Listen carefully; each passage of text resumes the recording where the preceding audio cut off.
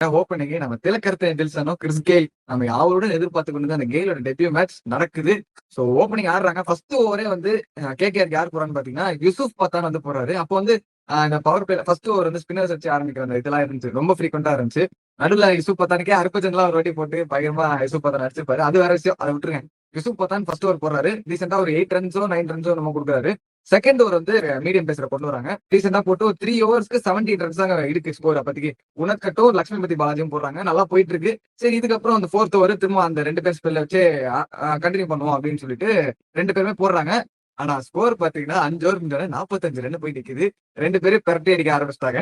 இதுதான் வந்து ஆக்சிலரேஷனோட ஸ்டார்டிங் பாயிண்டா இருந்திருக்கு. அடுத்த ஓவரே பாத்தீங்கன்னா சரி பால் போலர் வேணாண்டா ஒரு ஸ்பின்னர் இறக்கி டக்குன்னு ஒரு ஏதாவது பண்ணுவோம். அது பவர் பிளேயரோட கடைசி ஓவர்னா ஸ்பின்னர் கொடுப்பாங்க விக்கெட் டேக்கிங் ஆப்பர்ச்சுனிட்டியா அப்படின்னு பாத்தீங்கன்னா விக்கெட் டேக்கிங் ஆப்பர்ச்சுனிட்டி கிடையாது. இதுவுமே ஒரு ரன் டேக்கிங் ஆப்பர்ச்சுனிட்டியா ஒரு 12 ரன்னா எடுத்து சகிப் அல் ஹாசன் ஒரு வந்து அடிச்சு டேக் ஆன் பண்ணிருப்பாங்க.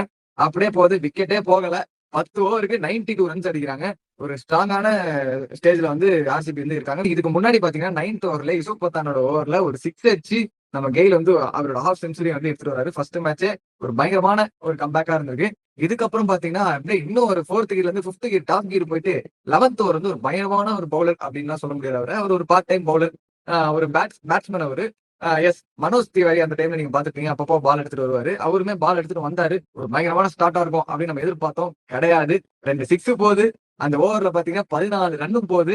அடுத்த ஓவர் பாத்தீங்கன்னா ரஜத் பாட்டியா கிட்ட கொடுக்குறாங்க. அது அவர் வந்து ஒரு டீசென்டான ஒரு பவுலர், எக்கனாமிக்கலா போடுற ஒரு பவுலர், மிடில் ஓவர்ஸ்ல நல்லா கண்டெயின் பண்ணி கொடுக்குற ஒரு பவுலர் அப்படின்னு சொல்லிட்டு தானப்பா அவங்ககிட்ட கொடுத்தேன்.